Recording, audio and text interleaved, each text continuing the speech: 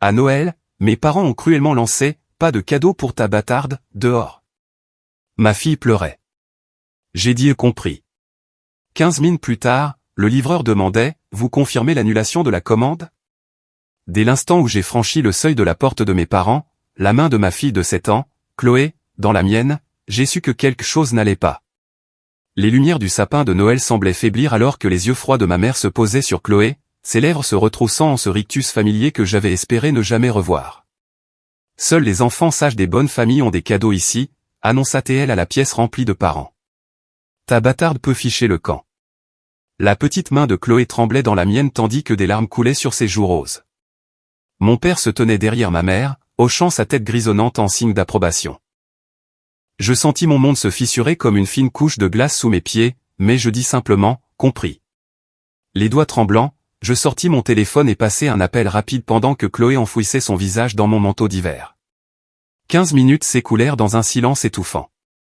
La famille continuait à décorer le sapin et à siroter du vin chaud comme si de rien n'était, tandis que Chloé et moi restions figés près de l'entrée. Mon frère Jacques évitait mon regard, se concentrant intensément sur l'accrochage des décorations avec sa femme Marie. Ma sœur leur parlait à voix haute de ses projets de vacances, sa voix artificiellement enjouée. La normalité de la situation me donnait la nausée. Puis on frappa à la porte. Un homme en uniforme bleu se tenait sur le seuil, une tablette à la main. Je suis ici pour confirmer l'annulation du projet de rénovation de la propriété Fournier. Le contrat de 3,2 millions d'euros. La coupe de champagne de ma mère glissa de ses doigts et se brisa sur le parquet. La pièce devint silencieuse, à l'exception de la musique de Noël qui jouait doucement en fond sonore. Quelle annulation ? Exigea mon père, se frayant un chemin parmi les parents pour atteindre la porte. Quelle rénovation ? Je m'avançai, gardant Chloé protectricement derrière moi. La rénovation de votre maison qui devait commencer après le Nouvel An. Je comptais vous faire la surprise pour Noël. Nouvelle cuisine, suite parentale agrandie, cette véranda dont vous avez toujours rêvé, plus une restauration complète des éléments historiques. Le visage de ma mère était passé du rouge au blanc. Tu payais pour tout ça ? Chaque centime, confirmai-je. Mon entreprise, Clara Construction sur mesure, allait s'occuper de tout le projet. Mais puisque Chloé n'est pas la bienvenue ici, mon argent ne l'est pas non plus. Ton entreprise, balbutia Laure, manquant de faire tomber son propre verre. Depuis quand as-tu une entreprise ? Je ne pus retenir le rire amer qui m'échappa. Depuis 7 ans, juste après que le père de Chloé nous a abandonnés. Pendant que vous prétendiez tous que nous n'existions pas, je construisais quelque chose à partir de rien. J'ai commencé par faire des ménages pendant que Chloé restait chez une voisine. Puis j'ai appris les bases de la menuiserie grâce à des vidéos sur YouTube pendant ses siestes. J'ai suivi des cours du soir en gestion de chantier tout en cumulant 3 emplois. Le livreur se racla la gorge. Madame, j'ai besoin de votre signature pour confirmer l'annulation. La Syrie veut savoir si elle doit libérer les matériaux pour un autre projet. Quelle Syrie ? Demanda finalement Jacques, la voix tendue. La Syrie du bois, répondis-je, observant le choc sur les visages de ma famille. Oui, le plus grand fournisseur de la région. Il s'avère que lorsque vous payez vos factures à temps et que vous traitez les gens avec respect, ils s'en souviennent. Thomas Dubois est devenu mon mentor. Il est le grand-père de cœur de Chloé. Maintenant, il assiste à toutes les pièces de théâtre de l'école et à tous les matchs de foot. Ma mère retrouva sa voix. C'est ridicule. Tu mens. Il est impossible que tu aies les moyens. Les permis sont déjà déposés à la mairie, l'interrompis-je. Vous pouvez vérifier lundi matin. Un prêt de 12 millions d'euros pour la rénovation de la maison a été approuvé par le Crédit National, bien que je prévoyais de payer comptant pour vous offrir une retraite sans dette. C'est drôle comme les banques aiment prêter aux entrepreneurs qui réussissent. Marie s'agrippa au bras de Jacques, le visage pâle. Jacques, pourquoi ne leur as-tu rien dit ? La pièce se tourna pour dévisager mon frère. Il redressa les épaules, une lueur féroce brillant dans ses yeux. Leur dire quoi ? Que je rends visite à Clara et Chloé tous les dimanches depuis 4 ans ? Que j'ai vu ma nièce devenir une enfant formidable pendant que nos parents empoisonnaient chaque réunion de famille avec leur haine ? Tu les voyais, rugit mon père. Dans notre dos ? Dans votre dos ? Jacques sortit son téléphone d'une main sûre. Comme vous êtes allé dans le dos de Clara pour répandre des mensonges sur elle. Laissez-moi vous montrer quelque chose. Il connecta son téléphone à la télévision connectée et soudain la pièce fut remplie des voix de mes parents provenant d'une vidéo. Ils étaient à une réception dans un cercle privé, un verre à la main, riant avec leurs amis. « Oh, nous ne parlons plus à notre fille », disait joyeusement la voix enregistrée de ma mère.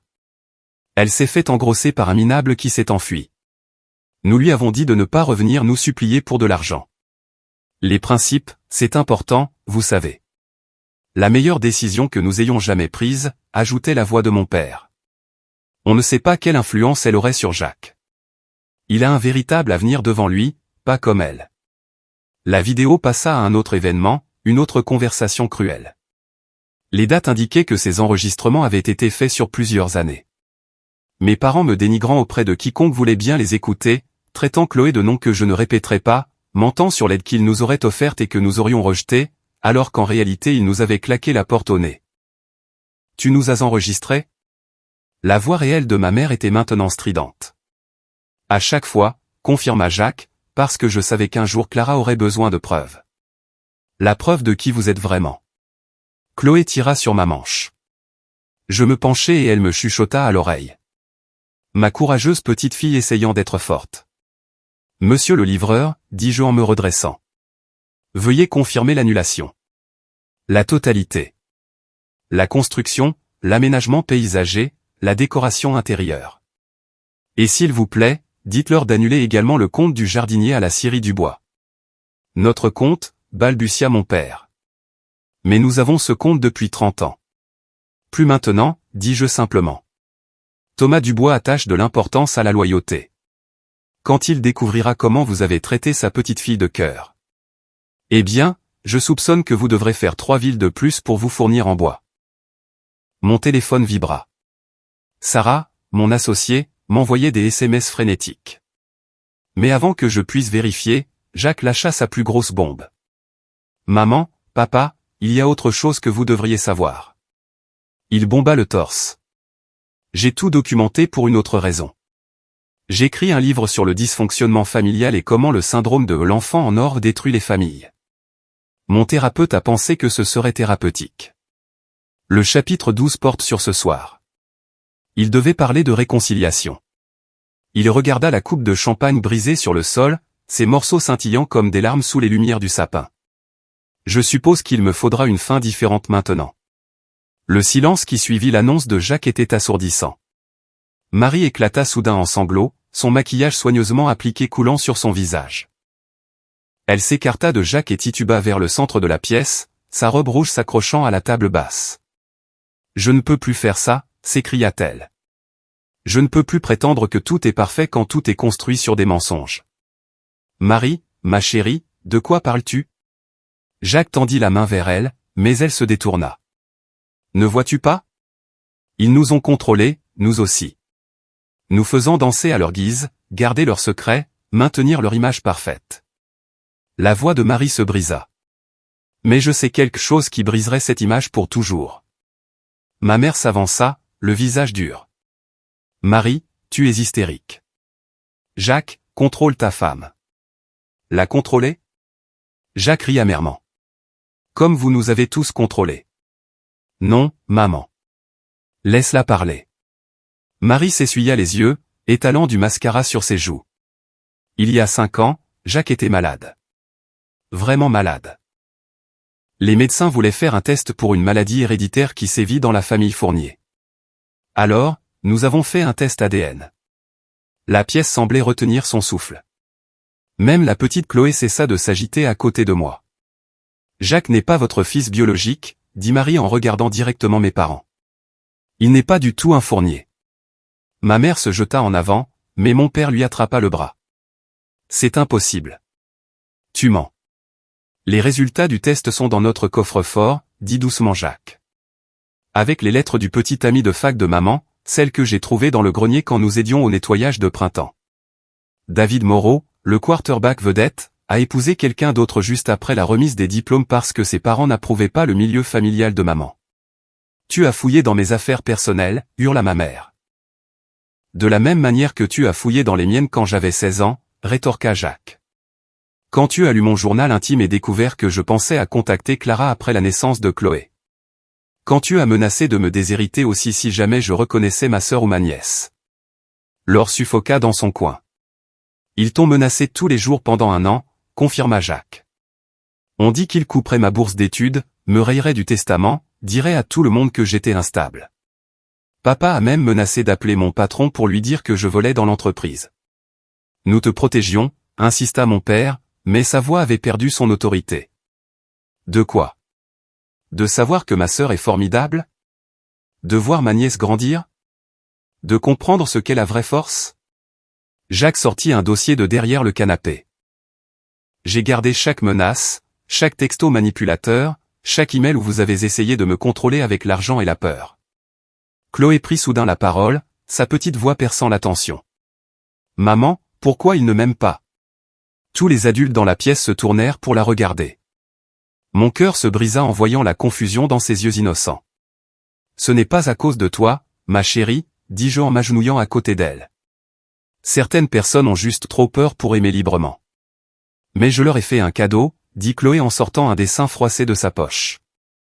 C'est notre arbre généalogique de l'école. J'ai mis tout le monde dessus, même eux. Je dépliai le papier avec des mains tremblantes. Il y avait notre petite branche familiale, juste Chloé et moi. Mais elle avait dessiné des lignes nous reliant aux grands-parents, aux oncles, aux tantes, aux cousins. Elle avait donné à tout le monde des visages souriants et écrit ma famille en crayon violet en haut. La maîtresse a dit, la famille, ce sont les gens qui s'aiment, continua Chloé. Je lui ai dit que je les aimais même si je ne les avais jamais vraiment rencontrés. Elle a dit que c'était très mature de ma part. Marie sanglota plus fort. Elle nous a tous inclus, même si vous avez tous été des lâches, terminai-je, sauf Jacques. Il a trouvé son courage. Mon téléphone vibra à nouveau. Cette fois, je regardais les messages de Sarah. Mes yeux s'écarquillèrent en lisant. C'est intéressant, dis-je lentement. Sarah surveille quelque chose en ligne. Surveille quoi? Demanda Laure nerveusement. Je regardais la tablette de Chloé, celle que je lui avais donnée pour les vidéos éducatives. L'écran était toujours allumé, un petit point rouge dans le coin indiquait qu'elle enregistrait. Chloé, ma chérie, est-ce que ta tablette fait une vidéo? Elle hocha la tête fièrement. Pour mon spectacle de vacances à l'école. Je voulais montrer à tout le monde mon premier vrai Noël avec des grands-parents. Madame Lambert a dit de capturer les moments spéciaux. Mon sang se glaça. Et est-ce que ça enregistre seulement ou c'est en direct? Chloé rayonna. Pour que toute ma classe puisse voir. Madame Lambert regarde, et aime le directeur Robert et toutes les autres familles. 300 personnes regardent en ce moment. La pièce explosa en chaos. Ma mère se jeta sur la tablette, mais Chloé se cacha derrière moi. Mon père cria à propos de poursuites judiciaires. Laure appelait frénétiquement quelqu'un au téléphone. Mais par-dessus tout, j'entendis le ping distinct des messages textes qui affluaient. Aime le directeur Robert, lus-je sur mon téléphone, dit qu'il est profondément préoccupé par ce dont il est témoin.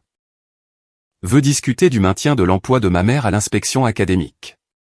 Apparemment, quelqu'un qui fait preuve d'une telle discrimination envers les enfants ne devrait pas travailler dans l'administration scolaire. Le visage de ma mère passa du rouge au violet. Éteins ça. Éteins ça maintenant. C'est mon projet, dit obstinément Chloé. Je suis censé partager ma famille. C'est ma famille. La vraie vérité sur ma famille. Marie s'avança, ses larmes séchées, maintenant remplacées par de la détermination. Tu veux connaître toute la vérité, Chloé? Ta grand-mère raconte à tout le monde à son travail qu'elle a la famille parfaite. Elle montre de fausses photos d'il y a des années. Elle ne mentionne jamais toi ou ta mère. Elle prétend que Jacques et moi avons 3 enfants au lieu d'être incapables d'en avoir. Elle vit dans un monde imaginaire. Nous essayons depuis 8 ans, ajouta doucement Jacques. 8 ans de traitement et de déception, mais maman dit à tout le monde que nous sommes égoïstes, que nous attendons le moment parfait. Elle préférerait mentir plutôt que d'admettre que son fils parfait n'est pas si parfait après tout. Laure prit enfin la parole depuis son coin. Et je suis en train de divorcer, séparé depuis 6 mois, mais je ne peux pas leur dire parce que maman a menacé de me blâmer publiquement. De dire que j'ai fait fuir Robert avec mes ambitions professionnelles. Alors je prétends que tout va bien pendant que je dors dans un studio et que je pleure jusqu'à m'endormir. Laure, aboya mon père. Ce sont des affaires de famille. Quelle famille? Laure rit amèrement. Celle où nous prétendons tous? Où nous sacrifions la vérité pour les apparences? Où une enfant de 7 ans se fait insulter pour exister? Chloé leva les yeux vers moi avec un regard sage. Maman, est-ce qu'ils sont tous tristes parce qu'ils doivent mentir? Oui, mon bébé, dis-je en lui caressant les cheveux. Les mensonges rendent les gens très tristes. Alors pourquoi ne disent-ils pas simplement la vérité? La question flotta dans l'air comme un jugement. Mon téléphone sonna. Le nom de l'appelant me fit froid dans le dos. C'est Thomas Dubois, annonçai-je, il appelle probablement au sujet de la Syrie. Mais quand je répondis, la voix de Thomas était douce. Clara, ma chérie, je regarde le live de Chloé avec ma femme. Nous voulons juste que tu saches que toi et Chloé avez un foyer chez nous pour ce Noël. Un vrai foyer où tout le monde est le bienvenu et aimé. Merci, Thomas, murmurai-je, les larmes menaçant de couler. Aussi, continua-t-il, assez fort pour que la pièce entende, je convoque une réunion d'urgence du conseil d'administration de la Syrie. Nous ne faisons pas affaire avec des gens qui maltraitent les enfants. Le compte Fournier est suspendu avec effet immédiat. Et j'appelle aussi mes amis des autres fournisseurs. Mon père m'arracha le téléphone des mains. Thomas, c'est Richard Fournier. Il y a eu un malentendu. Aucun malentendu. La voix de Thomas était ferme à travers le haut-parleur. J'ai tout entendu. Tout comme 300 autres personnes. Vous avez traité cette adorable petite fille d'un nom terrible. De mon temps, nous avions des mots pour les hommes qui s'en prenaient aux enfants, et aucun d'eux n'était poli. Il raccrocha. Mon père fixa le téléphone silencieux comme s'il allait le mordre. Les textos de Sarah continuaient d'arriver. Des captures d'écran de commentaires du direct. Des parents exprimant leur indignation. Des enseignants appelant à l'action. Des chefs d'entreprise reconnaissant le nom de mon entreprise et offrant leur soutien. Toute la ville regarde, dis-je doucement. Tous ceux à qui vous avez menti. Tous ceux que vous avez essayé d'impressionner. Ils voient tous qui vous êtes vraiment. Ma mère s'affaissa sur le canapé, sa posture parfaite finalement brisée. Tout ça, c'est de ta faute, me siffla-t-elle. Si seulement tu étais resté à l'écart. Si j'étais resté à l'écart, vous vivriez encore dans votre bulle de mensonges, répliquai-je. Jacques serait toujours votre prisonnier. Laure serait toujours en train de mourir à l'intérieur. Marie garderait encore des secrets qui la rongent. Parfois, la vérité doit faire mal avant de pouvoir guérir. Chloé tira de nouveau sur ma manche. Maman, le nombre de spectateurs a augmenté. Il y en a 500 maintenant. C'est bien. Je regardais ma fille, ma courageuse et innocente fille qui avait involontairement exposé des décennies de toxicité avec son simple désir de partager la vérité de sa famille. Tu sais quoi, mon bébé? Je crois que c'est peut-être exactement ce dont tout le monde avait besoin. Mon téléphone explosa de notifications. Le nom de Sarah clignotait à plusieurs reprises sur l'écran alors que les appels se succédaient. Quand j'ai finalement répondu, sa voix était haletante, empreinte de panique et de quelque chose d'autre que je ne pouvais pas tout à fait identifier. Clara, Dieu merci, j'essaie de te joindre. Le live est partout. Ce n'est plus seulement la plateforme de l'école de Chloé. Quelqu'un l'a partagé sur la page Facebook de la communauté de la ville. Le maire regarde. Toute la chambre de commerce regarde. 3 de nos plus gros clients m'envoient des textos en ce moment. Mes genoux devinrent faibles. Nos clients? Le groupe Henderson, ceux pour qui nous construisons le nouveau complexe médical. Les propriétés d'Ashfield. Et, elle fit une pause dramatique, la commission d'urbanisme de la ville. Ils regardent tous tes parents traiter Chloé de ce nom horrible. Ils regardent tout se dérouler. Jacques s'approcha, l'inquiétude gravée sur son visage. Clara, qu'est-ce qui ne va pas? Mon entreprise, murmurai-je. Tout ce que j'ai construit. La voix de Sarah crépita à travers le haut-parleur. Non, Clara, écoute-moi. Henderson vient de m'envoyer un texto. Il a dit, et je cite, « Toute femme qui défend son enfant comme ça est exactement le genre de personne que nous voulons pour construire nos établissements de santé. » Le caractère compte. Il a dit ça. Et il y a plus. Le maire veut te rencontrer lundi au sujet du projet de logements sociaux. Apparemment, sa propre fille était une mère célibataire qui a fait face à la discrimination. Il cherchait une entreprise de construction qui comprenne l'importance des logements adaptés aux familles. Clara, cela pourrait en fait nous aider à obtenir le contrat. Ma mère se leva brusquement. C'est ridicule. Vous détruisez notre réputation pour quoi? De l'argent? Des contrats? La réputation? Je me tournai vers elle. Tu veux dire celle, fausse, que tu as construite? Celle où vous êtes les grands-parents parfaits pour des enfants qui n'existent pas? Avant qu'elle ne puisse répondre, la tablette de Chloé sonna. Plus de spectateurs.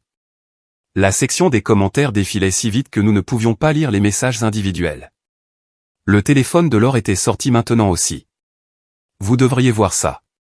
La page Facebook officielle du rectorat vient de publier un message sur la conduite d'une enquête sur la discrimination par le personnel administratif. Il ne cite pas de nom, mais... Le visage de ma mère devint cendré. Il n'oserait pas. Je travaille là-bas depuis 20 ans. 20 ans à cacher qui tu es vraiment, ajouta Marie. Tout comme tu nous as tous fait nous cacher. La voix de Sarah revint. Clara, il y a autre chose. Tu te souviens de la subvention pour la construction durable à laquelle nous avons postulé le mois dernier? Celle qui financerait notre programme de formation pour les mères célibataires entrant dans le bâtiment. Celle que nous pensions être un coup de poker. Oui. La sénatrice Williams est dans les commentaires du direct. Elle a écrit, c'est exactement pourquoi nous avons besoin de programmes soutenant les femmes entrepreneurs. Clara Construction sur mesure illustre les valeurs que nous voulons promouvoir. Je pense que nous venons peut-être d'obtenir cette subvention. Mon père attrapa la tablette de Chloé, mais elle s'y agrippa fermement. Arrête ça immédiatement. C'est mon projet d'école, protesta Chloé. Je montre ma vérité, comme Madame Lambert nous l'a appris.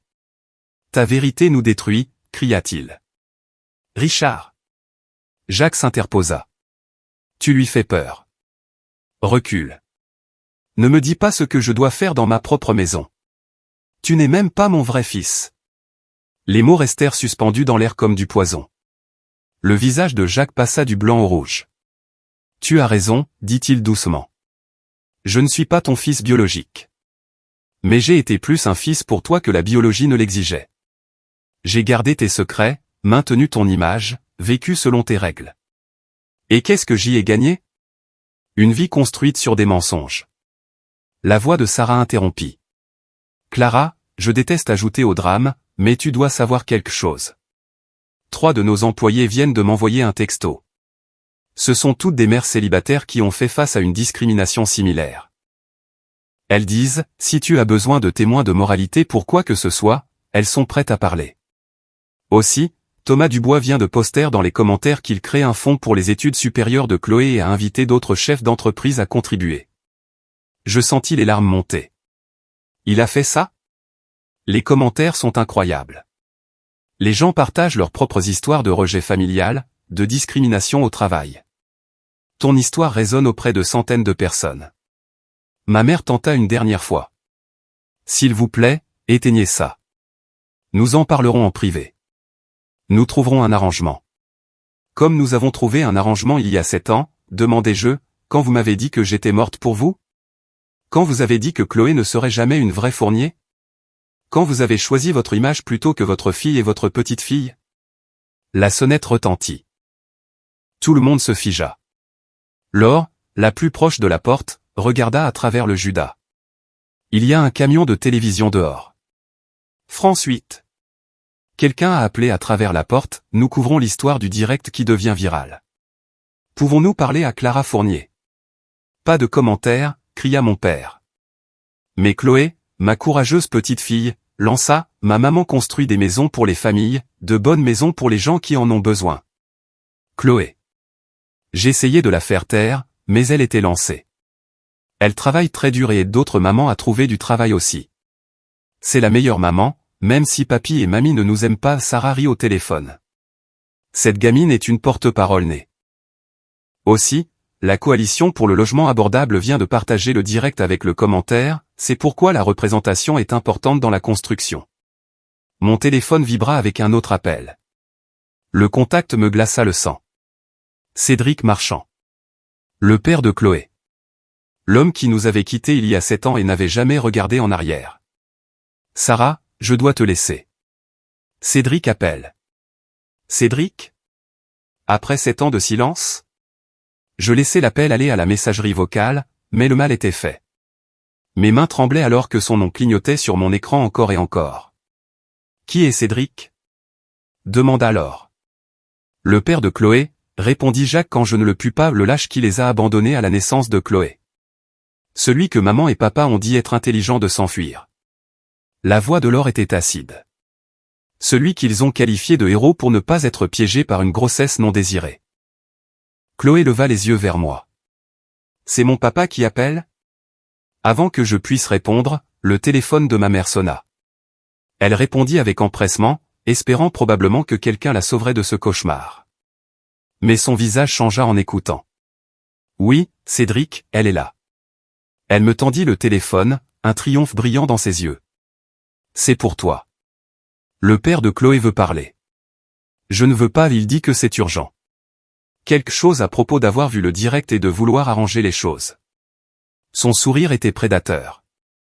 N'est-ce pas merveilleux? Chloé pourrait enfin avoir un vrai père dans sa vie. La pièce devint silencieuse, à l'exception de la musique de Noël qui jouait toujours doucement en fond sonore. Tout le monde me regardait, attendant. La petite main de Chloé retrouva la mienne, la serrant fort. Mets-le sur haut-parleur, dis-je finalement.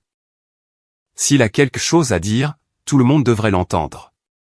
Le sourire de ma mère s'élargit alors qu'elle appuyait sur le bouton du haut-parleur. La voix suave de Cédric emplit la pièce. La même voix qui m'avait un jour promis de m'aimer pour toujours. Clara, ça fait trop longtemps. J'ai vu le direct. Est-ce vraiment notre fille? Elle est magnifique. Je pense qu'il est temps que nous parlions de mon rôle dans sa vie. Ton rôle? Je gardai ma voix stable. Tu as renoncé à tes droits il y a 7 ans. À ce sujet. Il gloussa, le son me faisant frissonner.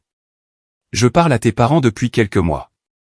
Ils m'ont aidé à comprendre que j'étais jeune, effrayé, mais je suis établi maintenant, j'ai réussi. Je pense que Chloé mérite de connaître son père, non? Mon sang se transforma en glace. Tu as parlé à mes parents? Ils m'ont contacté il y a 6 mois, on dit que tu avais des difficultés, que Chloé avait besoin d'une figure paternelle. Ils ont été très serviables, très compréhensifs quant à mes erreurs passées. Je regardais mes parents, voyant la vérité sur leur visage coupable. Ils avaient planifié cela. Tout en prétendant que je n'existais pas, ils avaient conspiré avec l'homme qui nous avait abandonnés. Cédric, dis-je clairement, tu as fait ton choix il y a 7 ans. Ce choix est définitif. En fait, sa voix se durcit, j'ai consulté un avocat. Il s'avère que les papiers que j'ai signés ne sont peut-être pas aussi contraignants que tu le penses, surtout depuis que j'envoie de l'argent sur un compte que tes parents ont ouvert pour Chloé. Ça montre une intention parentale, tu vois. Quel compte, demandai-je. Ma mère leva le menton. Nous avons ouvert un fonds d'études pour Chloé. Cédric y contribue mensuellement. Nous allions te faire la surprise. 500 € par mois pendant 2 ans, confirma Cédric. Mon avocat dit que cela montre que je n'ai jamais vraiment abandonné mes responsabilités parentales. J'arrive en avion demain. Je pense qu'il est temps que Chloé rencontre son papa. Chloé se serra contre moi, son petit corps tremblant. La tablette dans ses mains continuait d'enregistrer tout, diffusant cette nouvelle trahison à des centaines de spectateurs. Oh, ajouta Cédric comme s'il venait de s'en souvenir, j'ai vu ta petite entreprise sur le direct, aussi. Assez impressionnant. Je suis dans l'immobilier commercial maintenant. Peut-être devrions-nous discuter d'un partenariat. Pour le bien de Chloé, bien sûr. Les pièces du puzzle se sont assemblées. Le timing, l'intérêt soudain, les paiements mensuels commençant exactement au moment où mon entreprise a commencé à faire les gros titres dans les revues de construction. Tu ne veux pas de Chloé, dis-je sèchement. Tu veux mon argent. Notre fille mérite le meilleur, répondit-il doucement. Une famille unie, un père qui a réussi. Pense à ce qui est le mieux pour elle. Le texto de Sarah clignota sur mon écran. OMG, dis-moi que le live enregistre ça. C'est une preuve de complot et de fraude. Je regardais autour de moi, mes parents qui avaient orchestré cette trahison, mes frères et sœurs qui voyaient enfin toute l'étendue de la manipulation de nos parents. Chloé, dont l'innocence était troquée comme une marchandise. Cédric, dis-je, ma voix forte et claire, Chloé a déjà tout ce dont elle a besoin. Elle n'a pas besoin d'un père qui la voit comme un gagne-pain, et elle n'a certainement pas besoin de grands-parents qui la vendraient au plus offrant. Nous verrons ce que les tribunaux en diront, menaça-t-il. Je te vois demain, Clara. Vous tous. Il raccrocha.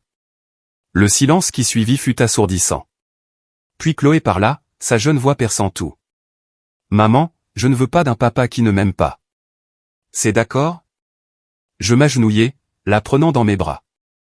C'est plus que d'accord, mon bébé. C'est très, très intelligent.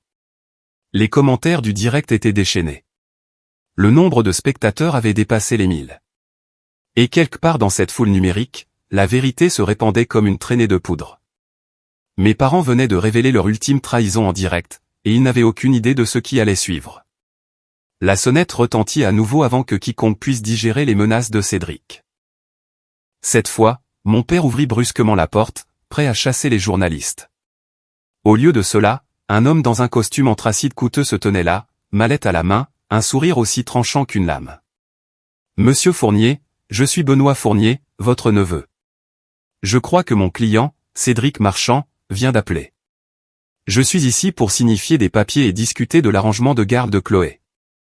Mon cousin Benoît, celui qui avait toujours été plein de ressentiment que mes parents paient pour ses études de droit tout en racontant à tout le monde qu'il avait obtenu des bourses. Il entra sans y être invité, ses yeux balayant la pièce jusqu'à ce qu'il se pose sur moi. Bonjour, Clara. Ça fait longtemps. Son sourire n'atteignit jamais ses yeux. Et voici Chloé. Elle ressemble tellement à son père. Chloé se recroquevilla contre moi. Je ressemble à ma maman. Benoît. Mon père semblait confus. Tu es l'avocat de Cédric, mais tu es de la famille. Une famille qui sait exactement comment cette famille fonctionne, répondit Benoît doucement. Qui de mieux pour naviguer dans la dynamique des Fournier que quelqu'un qui les a vécus? Il posa sa mallette sur la table basse, en sortant une épaisse enveloppe Kraft. Clara Fournier, vous êtes assignée. Monsieur Marchand demande la garde partagée de Chloé Fournier-Marchand, la reconnaissance de ses droits paternels et une réévaluation des obligations financières compte tenu de ces 7 années d'absence dues à ce que nous qualifions de détresse émotionnelle temporaire. Détresse émotionnelle? Jacques s'avança. Il les a abandonnés. Le sourire de Benoît s'élargit. C'était un jeune homme submergé par la paternité imminente, mais il a montré un intérêt constant par un soutien financier sur le compte que M et Madame Fournier ont établi. 24 000 € sur 2 ans démontrent une intention parentale claire. Cet argent ne nous est jamais parvenu, déclarai-je fermement. Je n'en ai jamais vu un centime. Le compte existe, intervint ma mère. Nous le gérions pour l'avenir de Chloé. Quelle prévenance, dit Benoît. Et cela aide certainement notre cause. Cédric a également suivi les progrès de Chloé grâce aux mises à jour fournies par vos parents, photos, bulletins scolaires, informations médicales. Mon estomac se noie. Ils lui ont envoyé des informations sur Chloé? Des grands-parents facilitant une relation entre un père et son enfant, confirma Benoît. Très touchant. Le juge adora. Le téléphone de Laure était sorti, enregistrant tout aux côtés du direct continu de Chloé. C'est de la folie. Vous facilitez un enlèvement parental. Un langage si dramatique, fit Benoît avec un claquement de langue. Cédric veut simplement connaître sa fille. Et compte tenu du succès financier apparent de Clara, il est juste que les arrangements de pension soient reconsidérés. Après tout, Chloé mérite le meilleur de ses 2 parents. Il veut de l'argent, dit Marie sans embâche. C'est de l'extorsion. Benoît sortit un autre document. Monsieur Marchand est également prêt à intenter une action civile concernant l'entreprise de construction. Il prétend avoir fourni un soutien émotionnel et des conseils commerciaux lors de la création de l'entreprise, ce qui lui donnerait droit à un pourcentage des bénéfices. C'est un mensonge. Les mots explosèrent de moi. Il était parti avant la naissance de Chloé. Il n'a jamais rien fourni d'autre que de la douleur. Avez-vous des preuves qu'il n'était pas impliqué? Des relevés téléphoniques, des emails? Le ton de Benoît était conversationnel, mais ses yeux étaient calculateurs. Parce que nous avons des déclarations sous serment de M et Madame Fournier attestant qu'ils ont été témoins de l'intérêt et du soutien continu de Cédric. Vous leur demandez de mentir sous serment? Jacques semblait horrifié. Mon père redressa les épaules. Ce n'est pas un mensonge. Cédric a exprimé de l'intérêt. Nous l'avons tenu informé comme le feraient tous grands-parents attentionnés. Des grands-parents attentionnés? Laure rit amèrement. Vous venez de traiter Chloé de bâtarde. Un coup de sang, dit rapidement ma mère. Nous avons toujours aimé Chloé. Nous voulions juste ce qu'il y a de mieux pour elle, une structure familiale appropriée. La tablette de Chloé sonna de notifications. Le nombre de spectateurs dépassait les 2000. Les commentaires affluaient plus vite que quiconque ne pouvait les lire. Sarah envoya un texto frénétique, ne signe rien. Un avocat est en route. Benoît remarqua la tablette. Est-ce que ça enregistre? Vous devriez savoir que tout enregistrement fait sans consentement pourrait être irrecevable au tribunal. C'est mon projet d'école, dit Chloé d'une petite voix, sur les familles. Comme c'est mignon. Le ton de Benoît était condescendant. Bien que votre mère devrait faire attention à ne pas vous exploiter pour attirer l'attention sur les réseaux sociaux. Les tribunaux n'apprécient pas cela. C'en était trop. Quelque chose en moi se brisa et se transforma en une concentration froide et claire. Benoît, avant de continuer, il y a quelque chose que tu devrais savoir. Je sortis mon téléphone. J'ai tout gardé. Chaque texto que Cédric a envoyé avant de partir, me suppliant d'avorter. Chaque email où il qualifiait Chloé d'erreur. Les photos de lui avec sa petite amie à l'hôpital le jour de la naissance de Chloé, postant sur Instagram qu'il avait échappé belle. Le sourire de Benoît vacilla légèrement. C'est de l'histoire ancienne. Les gens changent. Vraiment? Je fis défiler mon téléphone. Et ces 3 mariages depuis? Tous dissous en moins d'1 an. L'ordonnance restrictive de l'épouse numéro 2. L'enquête pour fraude en Provence qui a mystérieusement disparu quand il a quitté la région. Vous avez harcelé mon client. Non, Benoît. Mais quand quelqu'un abandonne votre enfant, vous vous assurez de savoir où il est, au cas où il essaierait quelque chose comme ça. Je trouvais ce que je cherchais. Oh, et voici mon préféré. La vasectomie qu'il a subie 2 ans après la naissance de Chloé parce que je ne veux plus jamais être piégé par une autre croqueuse de diamants. La pièce devint silencieuse. Même la musique de Noël sembla s'arrêter. Marie se leva soudain, se dirigeant vers son sac à main dans le coin. Tu sais quoi? J'en ai assez de me taire. Elle sortit un épais dossier. Benoît, tu devrais peut-être voir ça avant de continuer. Qu'est-ce que c'est? Il essaya de garder son sang-froid. Tout, dit simplement Marie. Je travaille comme assistante juridique chez Ferguson et associée depuis 5 ans. Savais-tu que nous sommes spécialisés en droit de la famille? Savais-tu que Cédric Marchand a essayé de nous engager l'année dernière pour un autre litige de garde dans le Nevada avec un autre enfant qu'il a abandonné? Benoît tenta d'attraper le dossier, mais Marie le retint. Il y a plus. Des images de sécurité de l'hôpital la nuit où Chloé est née. Cédric était là, Benoît. Il est venu à la maternité. Tu veux savoir ce qu'il a fait? Ce sont des informations privilégiées, avertit Benoît. Plus maintenant. Marie sourit sinistrement. Tu vois, Cédric n'a jamais payé nos honoraires, donc il n'a jamais été réellement notre client. Mais il a laissé une forte impression. Dois-je dire à tout le monde ce qu'il y a sur ces images de sécurité, ou préférez-vous retirer vos papiers maintenant? Cédric lui-même choisit ce moment pour appeler le téléphone de Benoît. Benoît répondit, tournant le dos au groupe. Nous pouvions entendre la voix élevée de Cédric, mais pas ces mots. Oui, je suis à la maison, dit Benoît. Non, nous avons un problème. Ils ont des informations. Plus de cris de la part de Cédric. Le live est toujours en cours. Plus de 2000. Oui, 1000. La voix de Benoît se brisa. Peut-être devrions-nous reconsidérer. Les cris s'intensifièrent.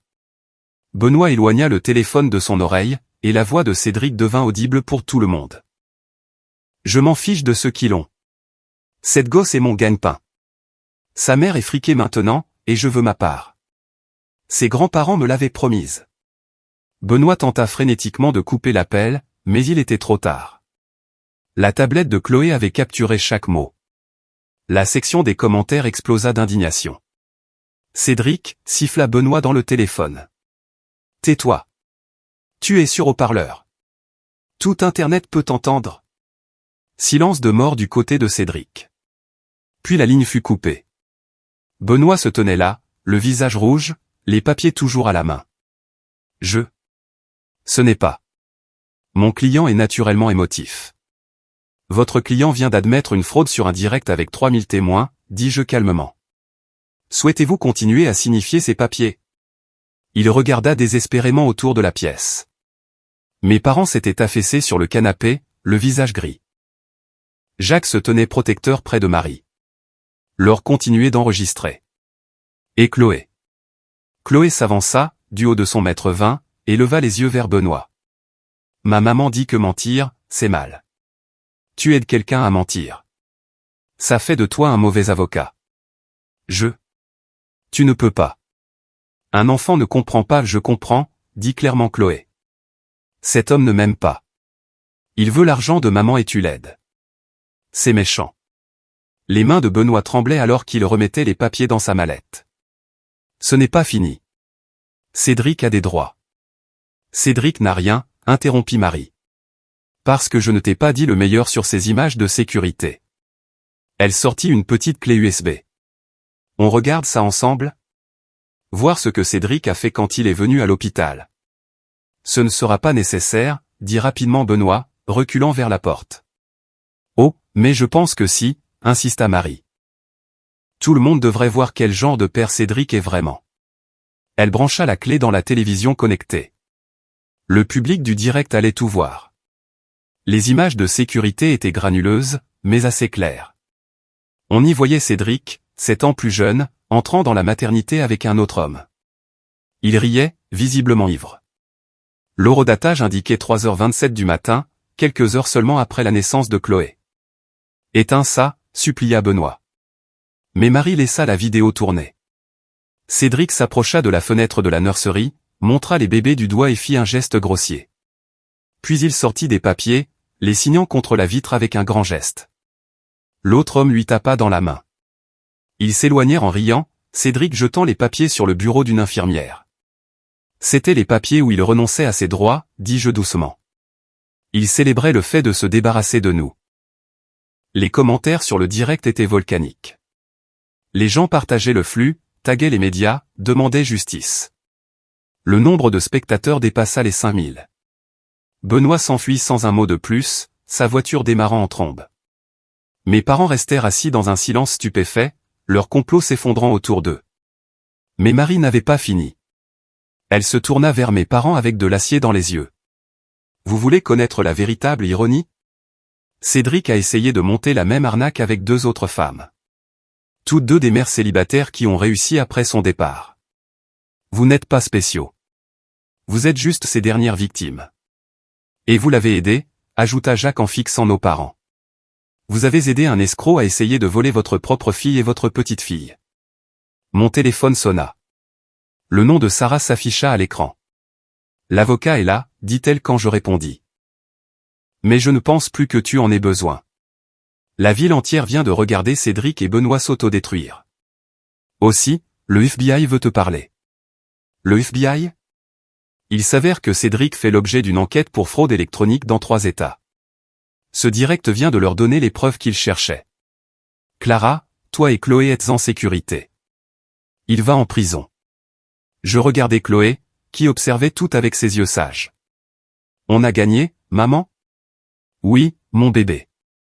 Je crois bien. Mais la nuit n'était pas encore terminée. Il y avait d'autres révélations à venir, et le monde parfait de mes parents était sur le point de s'effondrer complètement. Mon téléphone vibra avec un appel vidéo entrant du conseil d'administration de mon entreprise. Mon cœur se serra en voyant les 5 visages à l'écran, leurs expressions sérieuses. Une réunion d'urgence du conseil d'administration à 20h la veille de Noël ne pouvait signifier qu'un désastre. Messieurs, répondis-je, essayant de garder ma voix stable tandis que Chloé s'accrochait à mon côté. Je peux expliquer. Inutile, interrompit le président Robert. Nous avons regardé le direct. Nous tous. Nos familles aussi. Mon estomac se noie. C'était la fin. Tout ce que j'avais construit était sur le point de disparaître à cause d'un horrible dîner de famille. Nous avons convoqué cette réunion d'urgence pour aborder de graves préoccupations, continua Robert. Spécifiquement, le complot que nous avons découvert impliquant vos parents et Cédric Marchand. Complot, fis-je écho. Il y a 3 mois, vos parents ont approché plusieurs membres du conseil en privé, révéla Harrison, un membre du conseil. Ils prétendaient être des associés silencieux dans votre entreprise, disant qu'ils avaient investi de l'argent familial pour vous aider à démarrer l'entreprise. Ils avaient des documents. Mon sang se glaça. Quels documents? De faux statuts de société les répertoriant comme actionnaires à 40%, dit Robert en affichant un fichier à l'écran. Des faux très convaincants. Ils voulaient que nous soutenions une motion pour faire entrer Cédric Marchand comme directeur financier, prétendant qu'il avait une procuration sur leur part. C'est impossible. Ils ne m'ont jamais donné un centime. La pièce tourna autour de moi. Nous savons, dit doucement Harrison. Nous avons fait notre diligence raisonnable. Le comptable judiciaire a immédiatement trouvé des divergences, mais nous voulions voir jusqu'où ils iraient. Un autre membre du conseil, Chen, prit la parole. Nous avons surveillé leurs activités. Ils ont approché 6 de vos principaux clients avec la même histoire. Ils ont essayé d'orchestrer une prise de contrôle hostile de l'intérieur. Jacques attrapa une chaise pour se soutenir. Nos parents ont essayé de voler l'entreprise de Clara? Avec Cédric Marchand comme homme de paille, confirma Robert. Le plan était simple. Établir une fausse propriété, installer Cédric dans une position de pouvoir, puis progressivement écarter Clara. Ils avaient déjà élaboré des plans de distribution des bénéfices, s'attribuant, ainsi qu'à Cédric, 70% de vos gains. Chloé leva les yeux vers moi, confuse. Mamie et papy voulaient prendre ton travail? Il semble que oui, ma chérie, réussis-je à dire. Mais c'est du vol, protesta Chloé. Voler, c'est mal. Oui, ça l'est, acquiesça Robert, son expression s'adoucissant en regardant Chloé à travers l'écran. C'est pourquoi nous avons contacté le FBI le mois dernier. La fraude d'entreprise est un délit fédéral. Comme par hasard, la sonnette retentit. Cette fois, ce n'étaient pas des journalistes ou l'avocat de Cédric. 2 agents du FBI se tenaient là, badge en évidence, avec la police locale derrière eux.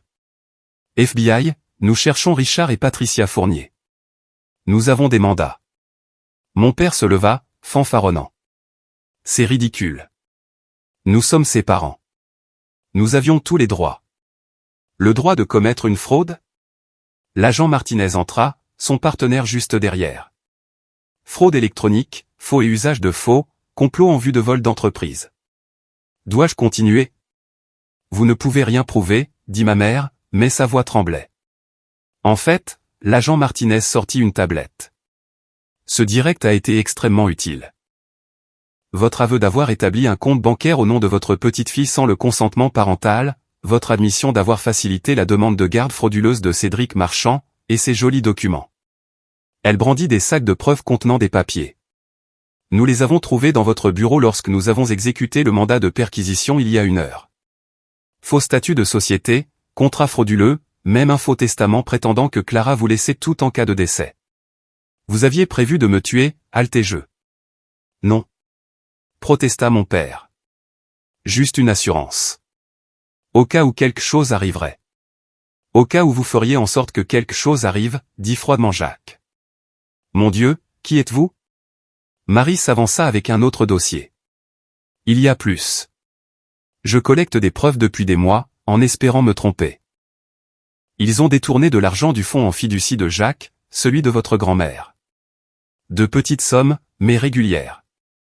70 000 € sur 5 ans. Mon fonds en fiducie, Jacques avait l'air malade. Mais nous l'utilisions pour les traitements de FIV. C'est pourquoi vous n'aviez jamais assez pour les procédures, dit doucement Marie. Je suis tellement désolé, mon chéri. Je ne savais pas comment te le dire. Laure retrouva sa voix. Ils ont volé leur propre fils. L'agent Martinez fit un signe de tête à son partenaire, qui s'avança avec des menottes. Richard Fournier, Patricia Fournier, vous êtes en état d'arrestation pour fraude électronique, complot, faux et usage de faux. Attendez, s'écria ma mère. C'est Cédric qui nous a forcés. C'était son idée. Cédric Marchand est en train d'être arrêté dans son hôtel en ce moment même, les informa l'agent Martinez.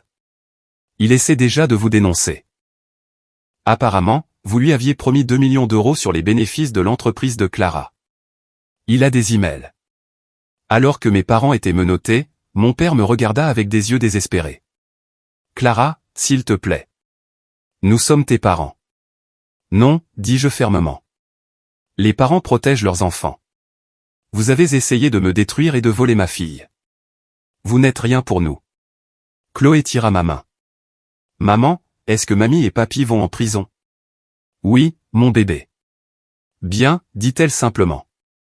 La prison, c'est pour les gens qui font de mauvaises choses. Les agents emmenèrent mes parents pendant que le public du direct regardait en silence, stupéfait. Le nombre de spectateurs avait dépassé les 7000. Les commentaires affluaient, nous soutenant, partageant leurs propres histoires de trahison familiale et de triomphe. Le président Robert se racla la gorge. Clara, il y a une dernière chose. Compte tenu des circonstances et de votre incroyable grâce sous pression, le Conseil a voté à l'unanimité. Nous approuvons la proposition du projet de logements sociaux. Financement complet, votre entreprise comme maître d'œuvre. Le projet entier, il valait 50 millions d'euros sur 5 ans. Votre histoire de ce soir nous a montré exactement qui vous êtes, ajouta Harrison. Quelqu'un qui protège les vulnérables, qui tient tête aux tyrans et qui renaît de ses cendres. C'est le genre de personne que nous voulons pour construire des maisons pour les familles dans le besoin. Le texto de Sarah illumina mon téléphone. Le cabinet du maire vient d'appeler. Tu l'as eu. Le projet de logements sociaux est à toi. Aussi, 12 autres entreprises veulent discuter de partenariat. Ton histoire de surmonter l'adversité pour construire quelque chose de significatif a inspiré toute la communauté des affaires. Mais les surprises n'étaient pas terminées. Thomson, un membre du conseil qui était resté silencieux jusqu'à présent, prit la parole. Il y a autre chose. Les actifs de Cédric Marchand sont en cours de gel dans le cadre de l'enquête pour fraude. Mais les enquêteurs ont trouvé quelque chose d'intéressant. Il se vantait auprès des investisseurs d'avoir une fille, utilisant les photos de Chloé de vos parents pour paraître comme un homme de famille. Il a levé des capitaux en se basant sur son image de père dévoué. Il a utilisé Chloé pour obtenir de l'argent? J'étais écœuré. 3,7 millions d'euros d'investissement basés sur son image d'homme de famille, confirma Thomson. Tout cela sera sujet à une récupération. Le FBI dit que vous pourriez avoir une action civile pour dommages et intérêts. Chloé regarda l'écran. Alors, le méchant homme a fait semblant de m'aimer pour tromper les gens? J'en ai bien peur, dit doucement Robert. Chloé redressa ses petites épaules. Alors je suis contente qu'il aille en prison aussi. Utiliser les enfants pour mentir, c'est encore plus mal. Mon téléphone sonna à nouveau. Cette fois, c'était Thomas Dubois. Clara, j'ai regardé avec toute ma famille. Nous sommes si fiers de toi, ma chérie. Aussi, j'ai parlé à 15 autres chefs d'entreprise. Nous créons la fondation Chloé Fournier pour les mères célibataires dans la construction, avec un fonds de départ de 500 000 euros. Tu seras au conseil d'administration, aidant d'autres femmes à construire ce que tu as construit. Les larmes coulaient sur mon visage. En une nuit, j'avais perdu la famille dans laquelle j'étais né, mais j'avais gagné une communauté qui nous appréciait vraiment. Une dernière chose, dit le président Robert. Votre cousin, Benoît Fournier. Sa licence d'avocat est en cours de révision. Le barreau regardait aussi. Faciliter des demandes de garde frauduleuses tout en étant au courant d'enquêtes fédérales. Sa carrière est terminée. Jacques s'effondra dans une chaise, accablé. Ils ont tout détruit. Toute notre famille. Parti. Non, dit fermement Marie en lui prenant la main. La partie toxique est partie. Nous sommes toujours là. Laure est là. Clara et Chloé sont là. Nous pouvons construire quelque chose de réel maintenant. Laure hocha la tête, les larmes aux yeux. Plus de faux-semblants. Plus de mensonges. Les agents du FBI revinrent pour les déclarations finales et la collecte de preuves. Le direct continuait, documentant tout. Le nombre de commentaires dépassa les 50 000. Les médias reprenaient l'histoire. Une mère célibataire démasque un réseau de fraude familiale la veille de Noël était déjà en tendance. Mais à travers tout cela, Chloé se tenait forte à mes côtés, ma petite guerrière qui avait déclenché cette avalanche de vérité avec son innocent projet d'école. Maman, chuchota-t-elle, es-tu triste pour mamie et papy? Je m'agenouillai à sa hauteur. Je suis triste de ce qu'ils ont choisi d'être, mais je ne suis pas triste qu'ils soient partis. Parfois, mon bébé, la famille dans laquelle tu n'es n'est pas la famille que tu es censé avoir. Comme Thomas et Sarah et tous les gens qui nous aident. Exactement comme ça. Le maire lui-même apparu dans les commentaires du direct, Clara Fournier représente le meilleur de notre ville. Son entreprise construira des maisons pour les familles qui en ont le plus besoin. Le caractère compte plus que l'ADN. Alors que la police et le FBI finissaient leur travail, emportant les preuves et les déclarations, mon téléphone affichait texto après texto de soutien. Des partenaires commerciaux, des employés, des clients, des inconnus émus par notre histoire. La famille que j'avais construite par le travail acharné et l'intégrité se ralliait autour de nous. Mes parents avaient essayé de tout voler. Au lieu de cela, ils avaient révélé la véritable richesse que j'avais accumulée, une communauté qui valorisait l'honnêteté, le travail acharné et la protection des enfants par-dessus tout. Mais il y avait encore une dernière révélation à venir. Et elle allait changer tout ce que nous pensions savoir sur le passé de notre famille. Alors que les agents du FBI terminaient de rassembler les preuves, Chloé se dirigea vers le sapin de Noël où les cadeaux de la famille étaient restés non ouverts. Elle prit une petite boîte emballée et la porta là où le sac à main de ma mère avait été laissé dans le chaos. « Maman, est-ce que je peux quand même donner son cadeau à mamie même si elle va en prison ?» Mon cœur se brisa. « Quel cadeau, mon bébé ?» Chloé déballa soigneusement la boîte elle-même, révélant un album photo fait main. « Je l'ai fait à l'école. Madame Lambert m'a aidé à imprimer les photos. » Elle l'ouvrit et je restai bouche bée. Page après page, des photos que je n'avais jamais vues. Chloé a sa première fête d'anniversaire, juste nous deux. Son premier jour de maternelle. Des victoires à des concours de sciences, des matchs de foot, des pièces de théâtre. Chaque photo avait une légende écrite de la main soignée de Chloé. Mon premier anniversaire. J'aurais aimé que vous soyez là. J'ai gagné la première place. Maman était si fière. J'apprends à faire du vélo. Maman a couru à côté de moi. Matin de Noël. Le Père Noël a trouvé notre appartement. Mais ce n'était pas seulement des photos de Chloé. Elle avait inclus des photos de moi aussi.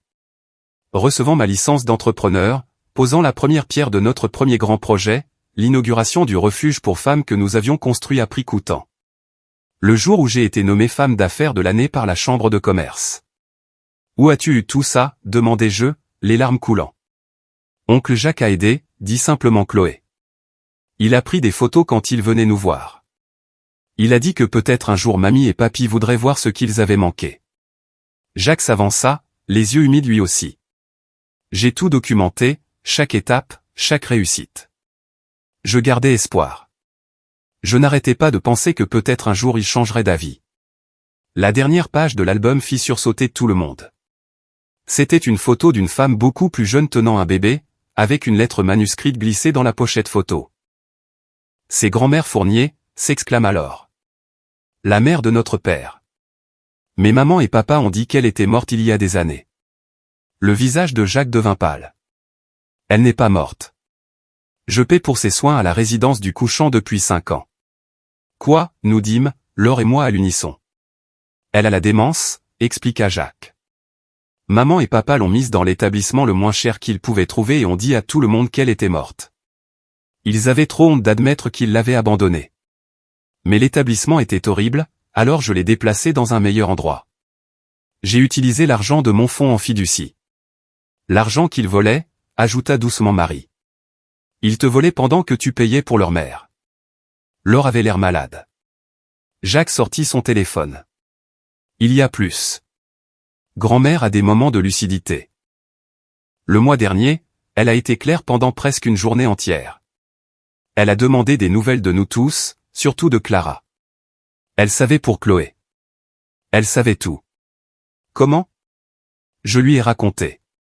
À chaque visite pendant 5 ans. Parfois elle se souvenait, parfois non. Mais le mois dernier, elle s'est souvenue de tout. Elle a fait venir son avocat à la résidence. Jacques prit une profonde inspiration. Elle a changé son testament. Changer pourquoi, demandai-je. Elle a tout laissé à Chloé. L'ensemble du patrimoine Fournier, les propriétés, les investissements, les parts de l'entreprise familiale. Tout ce dont nos parents ont vécu. Tout appartient à Chloé. Ils ne le savent juste pas encore. Le public du direct était captivé. Les commentaires affluaient plus vite que jamais. Le nombre de spectateurs dépassa les 10 000. Quand le testament prend-il effet? Demanda Laure. Grand-mère a peut-être la démence, mais elle est toujours en vie, dit Jacques.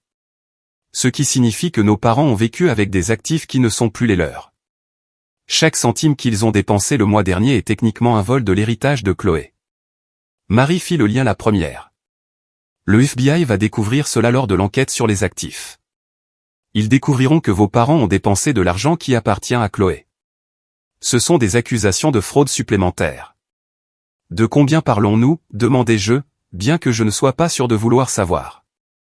Le patrimoine vaut environ 50 millions d'euros, dit doucement Jacques. Plus les parts de l'entreprise familiale, qui valent 20 millions de plus selon les évaluations actuelles. Chloé leva les yeux vers moi, confuse. Maman, qu'est-ce que ça veut dire? Ça veut dire que ton arrière-grand-mère t'aime très fort, dis-je doucement. Le téléphone de Jacques vibra. Il regarda l'écran et sourit. Elle est réveillée. Grand-mère a un moment de lucidité. Les infirmières disent que nous pouvons faire un appel vidéo. Maintenant, demanda Laure. Mais c'est la veille de Noël. Elle le sait, dit Jacques. Les infirmières lui ont dit quel jour on est. Elle nous demande. Nous tous. Il lança l'appel et soudain le visage d'une femme âgée emplit l'écran. Ses yeux étaient vifs et clairs. Rien à voir avec la femme confuse dont on m'avait parlé. Jacques, mon cher garçon, sa voix était forte. Est-ce que Clara est là? Est-ce que mon arrière-petite-fille est là? Nous sommes là, grand-mère, dis-je, ma voix se brisant. Approchez-vous de l'écran, les enfants. Laissez-moi vous voir toutes les deux. Chloé et moi nous avançâmes. Les yeux de grand-mère Fournier se remplirent de larmes. Oh, tu ressembles tellement à ta mère à cet âge, petite. Comment t'appelles-tu? Chloé, dit clairement ma fille. Chloé Fournier. Maman dit que je porte le nom de sa grand-mère. Le nom de ma mère était Emma, aussi, dit doucement grand-mère. C'est un nom fort pour une fille forte. Es-tu forte, Chloé? Oui. J'aide maman à combattre les méchants. L'expression de grand-mère se durcit. Oui, j'ai regardé. Les infirmières m'ont aidé à trouver le direct. J'ai vu ce que Richard et Patricia ont fait. J'ai tout vu. Grand-mère, je suis tellement désolé, commença Jacques, mais elle le coupa. Ne t'excuse pas pour eux. Ils ont fait leur choix il y a longtemps. Elle se concentra sur moi. Clara, je veux que tu saches quelque chose. Je n'ai jamais été d'accord avec la façon dont ils t'ont traité. Quand ils m'ont dit que tu étais enceinte et non mariée, j'ai dit, et alors? Un bébé est une bénédiction. Ils m'ont dit que tu ne voulais plus me voir. Ils m'ont dit que tu avais honte de moi, murmurai-je. Jamais. Pas une seule seconde. Sa voix était féroce. Je me suis battu contre eux, mais ils avaient la procuration. Ils m'ont déplacé dans cet endroit horrible et ont dit à tout le monde que j'étais morte plutôt que d'admettre qu'ils m'avaient abandonné, tout comme ils t'ont abandonné. Mais Jacques t'a trouvé, intervint Chloé. Il a pris soin de toi. Oui, il l'a fait. Mon courageux petit-fils, le seul avec une colonne vertébrale dans cette génération. Grand-mère sourit à Jacques. Sauf toi, Clara. Tu as de l'acier des Fourniers en toi, même si Richard a essayé de le briser. C'est pour ça que tu as changé ton testament, demanda Laure. Le sourire de grand-mère devint acéré. C'est une des raisons. L'autre, c'est la justice. Richard et Patricia ont vécu comme des rois avec l'argent que j'ai gagné en construisant l'entreprise Fournier à partir de rien. Mon mari et moi travaillions 18 heures par jour pour bâtir cet empire, et ils l'ont dépensé en clubs privés et en jeux cruels. Elle toussa légèrement, puis continua. Mais toi, Clara, tu as construit ton propre empire avec un bébé sur la hanche et sans aucune aide. Tu es plus une Fournier que deux réunis. Alors oui, j'ai tout laissé à Chloé, avec toi comme tutrice jusqu'à ses 25 ans. Grand-mère, c'est trop. Ce n'est pas assez, l'interrompit-elle. Ça ne compense pas 7 ans où ils t'ont privé de famille, mais c'est ce que je peux faire. Les avocats ont déjà tout déposé. C'est blindé. Ils ne peuvent pas y toucher un centime. Les commentaires du direct étaient en délire. Les gens pleuraient, applaudissaient, célébrait ce moment de justice. Le nombre de spectateurs dépassa les 15 000. Il y a une dernière chose, dit grand-mère, sa voix se fatiguant. Dans mon coffre-fort au Crédit National, il y a une lettre que Patricia m'a écrite il y a 15 ans. Elle était ivre à une soirée de charité et a tout avoué sur la véritable filiation de Jacques. Elle m'a supplié de ne jamais le dire à Richard. Je l'ai gardé comme assurance. Pourquoi ne l'as-tu jamais utilisé, demanda Jacques. Parce que je t'aimais, mon cher garçon. Tu étais mon petit-fils de toutes les manières qui comptaient. Mais maintenant ils ont montré qu'ils ne méritaient aucune pitié. Elle regarda directement la caméra. Agent Martinez, je sais que vous regardez. Cette lettre est une preuve. Mon avocat a l'autorisation de vous y donner accès. Grand-mère, dit soudain Chloé. Viendras-tu à notre nouveau Noël? Maman dit que nous créons notre propre famille maintenant. Oh, ma chérie, la voix de grand-mère se brisa. Je n'aimerais rien de plus. Mais je dois te dire quelque chose d'important. Parfois, notre esprit tombe malade, tout comme notre corps. Mon esprit est malade et parfois j'oublie des choses. Je ne me souviendrai peut-être pas de toi demain. Ce n'est pas grave, dit simplement Chloé. Je me souviendrai de toi, et je te parlerai de nous à chaque fois pour que tu puisses nous connaître à nouveau. Tu es vraiment une petite fille spéciale, murmura grand-mère. Puis, plus fort, Clara, il y a une boîte dans ma chambre à la résidence. Jacques, c'est laquelle? Elle contient toutes les photos et vidéos qu'il m'a apportées au fil des ans. Je veux que Chloé les ait, pour qu'elle sache qu'elle était aimée même quand elle ne pouvait pas le voir. Une infirmière apparut en arrière-plan. Madame Fournier, vous devez vous reposer maintenant. Attendez, dit grand-mère avec urgence. Clara, promets-moi quelque chose. Élève Chloé en lui faisant savoir que sa valeur ne vient pas du nom Fournier ou de l'argent. Elle vient d'ici. Elle toucha sa poitrine. De la force que tu lui as donnée. Je le promets, murmurai-je. Et Chloé, prends soin de ta maman. Elle est spéciale, tout comme toi.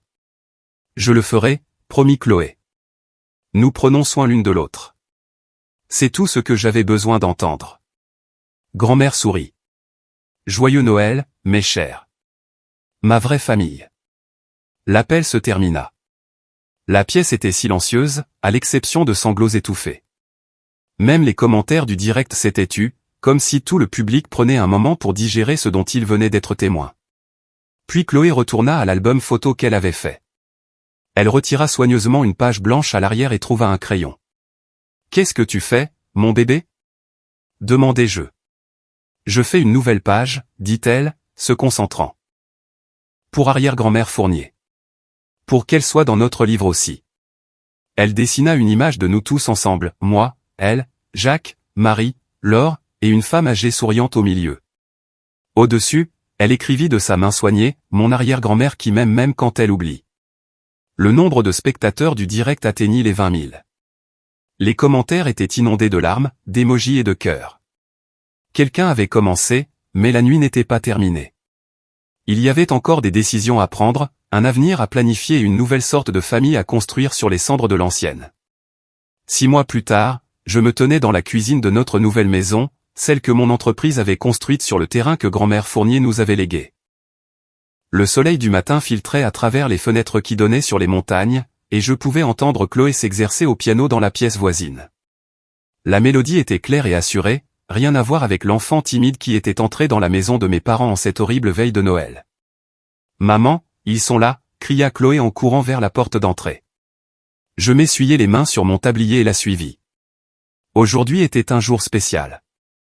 Aujourd'hui, nous organisions notre première réunion de famille dans notre nouvelle maison. Mais cette fois, c'était la famille que nous avions choisie.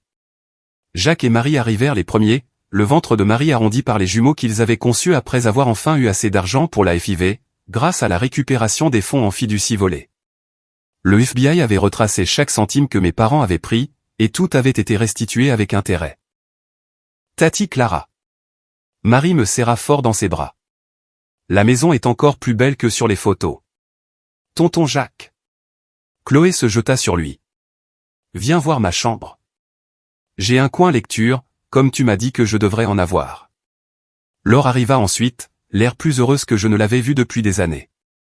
Son divorce était finalisé et elle avait lancé sa propre agence de marketing. Désolé, je suis en retard. J'ai dû aller chercher quelqu'un de spécial. Derrière elle, soutenue par une infirmière mais marchant seule, se tenait grand-mère Fournier. Grand-mère, hurla Chloé en courant vers elle. Tu t'es souvenu de venir. Comment pourrais-je oublier le jour spécial de ma meilleure petite fille, dit grand-mère, les yeux clairs et brillants. Le nouveau traitement médicamenteux lui donnait plus de bons jours que de mauvais, et nous avions profité de chacun d'eux. Thomas et Hélène Dubois arrivèrent les bras chargés de cadeaux, suivis par Sarah et sa famille. Mon équipe de construction arriva en convoi, leurs enfants courant dans le jardin avant même d'être entrés. Le maire et sa femme apportèrent une proclamation déclarant ce jour-là journée Clara et Chloé Fournier dans la ville, en reconnaissance du lancement de notre projet de logements sociaux en avance sur le calendrier. Mais la plus grande surprise était encore à venir. Tout le monde, puis-je avoir votre attention, appela Jacques une fois que nous étions tous réunis dans le grand salon. Avant de manger, il y a quelque chose que nous devons partager. Il afficha un article de presse sur sa tablette et le projeta sur l'écran de télévision. Le titre fit sursauter tout le monde. Ancien couple puissant condamné à la prison fédérale dans une affaire de fraude. Ils ont été condamnés hier, expliqua Jacques. Maman a pris 7 ans. Papa a pris 10 ans à cause des charges supplémentaires de faux et usage de faux. Cédric Marchand a eu 15 ans et doit dédommager toutes ses victimes. Et Benoît, demande alors. Radié du barreau est condamné à 3 ans. Il a également été condamné à verser des dommages et intérêts à Chloé pour préjudice moral. Chloé regarda l'écran d'un air pensif. Est-ce qu'ils sont désolés pour ce qu'ils ont fait? Jacques hésita. Le juge leur a demandé s'ils avaient quelque chose à dire. Papa est resté silencieux. Maman a dit que son seul regret était d'avoir fait confiance aux mauvaises personnes. Donc, non, traduisit doucement Marie. Ils ne sont pas désolés. Chloé hocha la tête. C'est triste pour eux. Être désolé, ça aide à aller mieux. Grand-mère tendit la main à Chloé. Tu as tout à fait raison, ma chérie. Si on se concentrait sur des choses plus joyeuses. Je crois que quelqu'un a parlé de cadeaux. L'ambiance s'allégea tandis que Chloé distribuait les cadeaux. Elle avait fait quelque chose pour tout le monde, des bricolages et des dessins qui montraient à quel point elle avait pensé à chaque personne. Quand elle me tendit le mien, ses yeux pétillaient d'excitation. Ouvre-le, maman. À l'intérieur se trouvait une photo encadrée que je n'avais jamais vue. Elle nous montrait, Chloé et moi, sur le chantier du refuge pour femmes. Toutes les deux portant des casques de chantier, couvertes de poussière et souriant à l'appareil photo. C'est tonton Jacques qui l'a prise, expliqua Chloé. Il a dit que ça montrait qui nous sommes vraiment, des bâtisseuses. Nous construisons plus que des maisons, dis-je en la serrant fort. Nous construisons l'espoir. En parlant de construire, Thomas Dubois se leva en se raclant la gorge. J'ai une annonce à faire. La Fondation Chloé Fournier a reçu son statut d'organisation à but non lucratif. Nous avons levé 2,3 millions d'euros et avons identifié nos 20 premières boursières. Des mères célibataires qui souhaitent entrer dans le secteur de la construction bénéficieront d'un soutien complet, garde d'enfants, formation, outils et placements professionnels. La pièce éclata en applaudissements. Chloé rougit mais se tint droite. Et Sarah ajouta, Clara Construction sur mesure a été sélectionnée pour le prix de l'habitat innovant de la région. Les maisons modulaires que nous avons conçues pour les familles monoparentales sont adoptées comme modèle national. Nous avons également été contactés par 3 réalisateurs de documentaires. Ils veulent raconter votre histoire, intervint Laure. J'ai reçu des appels toute la semaine. Notre histoire, corrigez-je. Nous tous. Nous avons tous trouvé le courage de nous libérer des schémas toxiques. Aux familles retrouvées, lança quelqu'un en levant un verre de cidre. Aux familles retrouvées. Fîmes-nous tous écho. Alors que nous nous installions pour le dîner, je regardais Chloé se déplacer dans la pièce, complètement à l'aise avec toutes ces personnes qui l'aimaient. Elle s'arrêta pour aider grand-mère Fournier avec son assiette, discuta avec le maire du programme de recyclage de son école et s'assura que chaque enfant avait une place à la table des enfants qu'elle avait aidé à concevoir. Tu as bien fait, Clara, dit doucement grand-mère à côté de moi. Cette petite fille va changer le monde. Elle l'a déjà fait, répondis-je. Elle a changé le mien. Après le dîner, Chloé se leva avec un morceau de papier à la main. J'ai écrit quelque chose pour l'école sur ce que j'ai appris cette année. Je peux le lire? Bien sûr, mon bébé. Chloé se racla la gorge et commença, ce que j'ai appris sur les familles, par Chloé Fournier, 7 ans et 3/4. Je pensais que les familles, c'était juste des gens qui vivaient dans la même maison ou qui avaient le même nom de famille. Mais cette année, j'ai appris que ce n'est pas vrai. Les vraies familles, ce sont les gens qui sont là quand on a besoin d'eux. Les vraies familles disent la vérité, même quand c'est difficile. Les vraies familles se protègent les unes les autres des méchants, même si ces méchants sont aussi de la famille. Ma maman et moi, nous n'avons plus une très grande famille de sang. Mais nous avons la plus grande famille de cœur du monde entier. Nous avons tonton Jacques qui nous rendait visite en secret et prenait des photos pour qu'on se souvienne. Nous avons Tati Marie qui a recueilli des preuves pour nous protéger. Nous avons Tati Laure qui a arrêté de faire semblant que tout allait bien. Nous avons arrière-grand-mère qui nous aimait même quand elle n'avait pas le droit de nous voir. Nous avons Thomas et Hélène qui sont comme mes grands-parents. Nous avons Sarah qui est la meilleure amie et l'associée de maman. Nous avons tous les gens avec qui maman travaille, qui apprennent à d'autres mamans comment construire des maisons. Nous avons toute notre ville qui nous a regardé tenir tête aux méchants et qui a décidé de se tenir à nos côtés. Mais surtout, nous avons l'une l'autre. Maman et moi. Nous sommes une équipe. Nous construisons des maisons pour les gens qui en ont besoin, mais nous nous sommes aussi construit une nouvelle vie quand notre ancienne était cassée. Certaines personnes pensent que c'est triste que mes autres grands-parents soient allés en prison et que mon père n'ait jamais voulu de moi. Mais je ne pense pas que ce soit triste. Je pense que c'est comme quand on construit une maison et qu'on découvre que du bois est pourri. On ne peut pas utiliser du bois pourri, sinon toute la maison va s'effondrer. Il faut l'enlever et utiliser du bon bois solide à la place. C'est ce que nous avons fait. Nous avons enlevé les parties pourries et construit quelque chose de mieux, de plus fort, quelque chose qui durera pour toujours parce que c'est construit sur l'amour et la vérité au lieu de mensonges et de méchanceté. Ma maman dit que je suis courageuse, mais je pense que c'est elle la courageuse.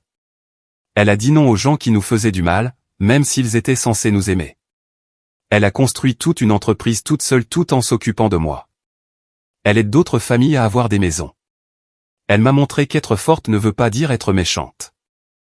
Ça veut dire protéger les gens qu'on aime et construire quelque chose de bien à partir de quelque chose de mal. Voilà ce que j'ai appris. Les familles, ce n'est pas une question de sang. C'est une question de choix. Et chaque jour, tous ces gens choisissent de nous aimer et nous choisissons de les aimer en retour. C'est le meilleur type de famille qui soit. Fin. PS arrière-grand-mère dit que notre famille est si grande maintenant qu'il nous faut une plus grande table pour le prochain Noël. Maman dit qu'on en construira une ensemble. J'ai hâte. Il n'y avait pas un œil sec dans la pièce quand elle eut terminé. Le maire pleurait ouvertement. Thomas Dubois dut s'excuser pour se ressaisir. Même les enfants à la table des enfants avaient cessé de rire pour écouter. Viens ici, mon bébé, dis-je en ouvrant les bras. Chloé courut vers moi et je la serrai fort. J'ai bien fait, maman? Tu as été parfaite. Alors que la soirée touchait à sa fin et que les invités commençaient à partir, chacun s'arrêta pour nous serrer dans ses bras, pour nous murmurer des mots d'amour et de soutien.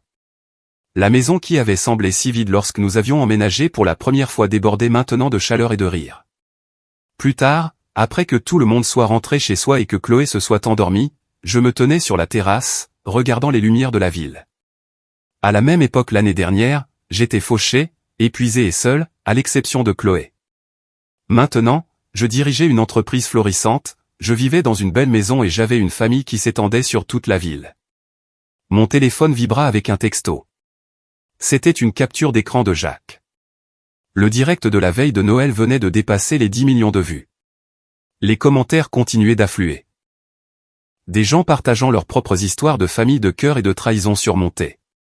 Nous avions accidentellement créé un mouvement. Mais le meilleur, c'était le dernier commentaire de Chloé à ses abonnés, posté juste avant de se coucher.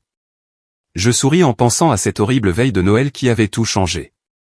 Mes parents avaient pensé nous punir en rejetant Chloé. Au lieu de cela, ils nous avaient libérés pour trouver notre vraie famille. Ils avaient pensé voler notre avenir en essayant de prendre mon entreprise. Au lieu de cela, ils avaient révélé une communauté prête à nous soutenir et à nous célébrer. Parfois, les pires moments de notre vie sont en fait des portes qui s'ouvrent sur quelque chose de mieux. Parfois, la famille qui vous rejette ne fait que dégager le chemin pour la famille que vous êtes destiné à trouver. Parfois, le direct innocent d'une fillette de 7 ans peut changer le monde, une vue à la fois. Je rentrai, vérifiai une dernière fois que Chloé dormait bien, puis je me glissai dans mon propre lit, dans notre maison que nous avions construite de nos propres mains et remplie d'amour choisi. Demain, nous avions 3 autres chantiers à démarrer pour le projet de logements sociaux. Demain, Chloé avait son récital de piano où la moitié de la ville se présenterait pour l'acclamer. Demain, nous continuerions à construire notre empire de gentillesse, une famille à la fois. Mais ce soir, nous étions chez nous. Vraiment, véritablement, finalement chez nous. Et c'était le plus beau des cadeaux.